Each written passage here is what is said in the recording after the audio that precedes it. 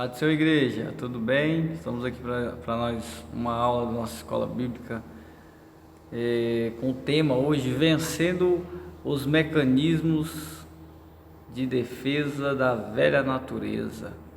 Essa lição tenho certeza que vai impactar muitas pessoas, então fique até o final, veja aí os 3 vídeos, que nós vamos fracionar essa aula. Creio que vai ser de grande valia, crescimento espiritual muito grande para cada um de nós.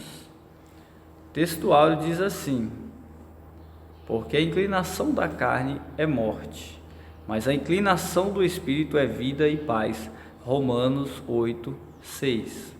Verdade aplicada: aquele que nasceu e anda em espírito não mais vive dominado pelas inclinações da velha natureza.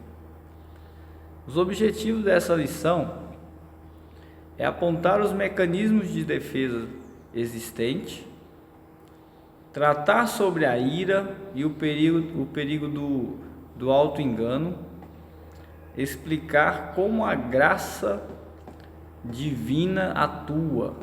Então tá aí nossos 3 objetivos. Nós vamos apontar os mecanismos de defesa existentes, tratar sobre a ira, o perigo do auto-engano e explicar como a graça divina atua.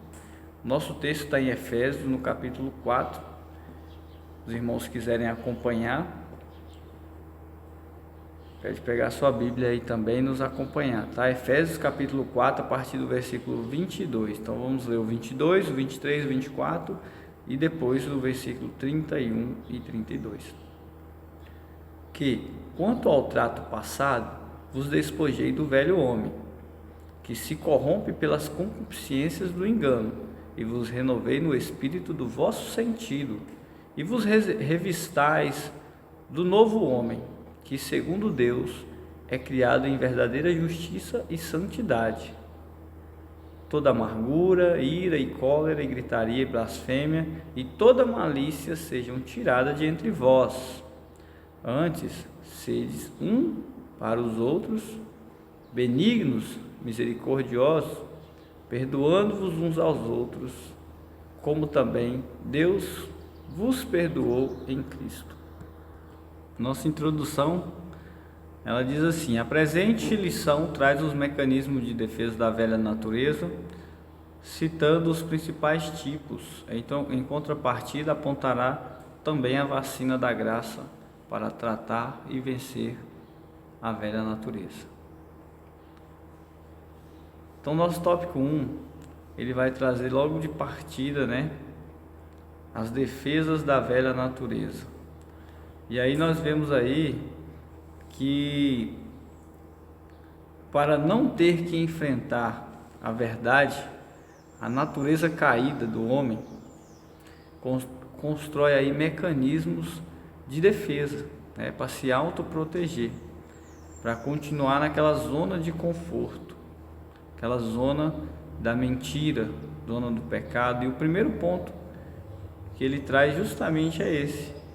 Um dos mecanismos de defesa é a mentira. O homem, ao trocar a verdade de Deus pela mentira de Satanás, foi tomado por um espírito da mentira que precisa ser vencido pela verdade de Deus. Na primeira de João, no capítulo 2, no versículo 4, diz assim: aquele que diz, eu conheço, e não guarda os seus mandamentos, é mentiroso, e nele não está a verdade. Então nós temos que partir do ponto principal, que Deus, ele tudo vê, ele acompanha tudo, e ele está a par de tudo, ele esquadrinha o seu coração, ele vê todos os nossos movimentos. Então temos que guardar os mandamentos de Deus. Temos que ser sinceros, não apenas com o vizinho, com o nosso próximo, mas sinceros com nós mesmos e com Deus, principalmente, porque Deus, ele está observando tudo o que acontece. Uma coisa interessante que nosso comentarista traz é que A natureza caída do homem, ela luta para se manter. A velha natureza, ela quer se manter no homem. Dessa forma, ela luta como se fosse a fome, né?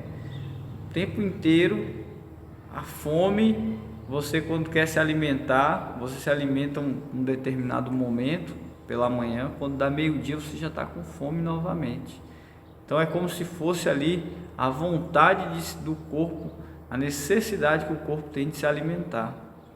Então a natureza caída, a velha natureza, ela fica o tempo todo tentando se manter viva no ser humano. Nós precisamos lutar contra essa velha natureza. Isso todos os dias, isso é todos os momentos, nós precisamos lutar contra a velha natureza. Isso nos impede de viver em novidade de vida.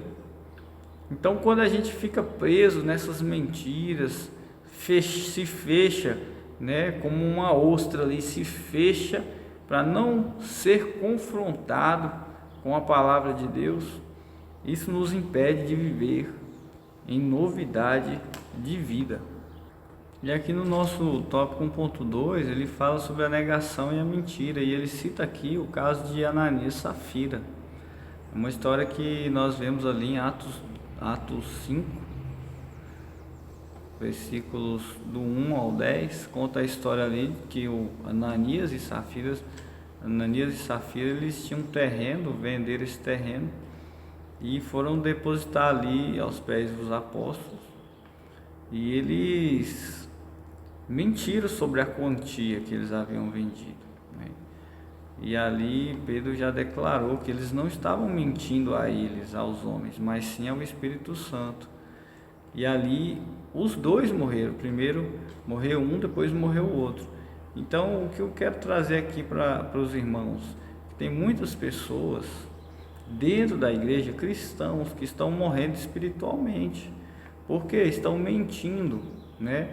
Vivem uma vida de falsidade, de mentiras, e morrem espiritualmente, não tem mais prazer em fazer as coisas na casa de Deus, não tem mais prazer em ouvir a palavra, não tem mais prazer em orar, e assim vão morrendo espiritualmente. Efésios, no capítulo 4, no versículo 25, ele diz assim: por isso, deixando a mentira, fale cada um a verdade com o seu próximo, porque somos membros de um só corpo. Então a mentira, ela vai corrompendo, ela vai denegrindo a imagem do cristão.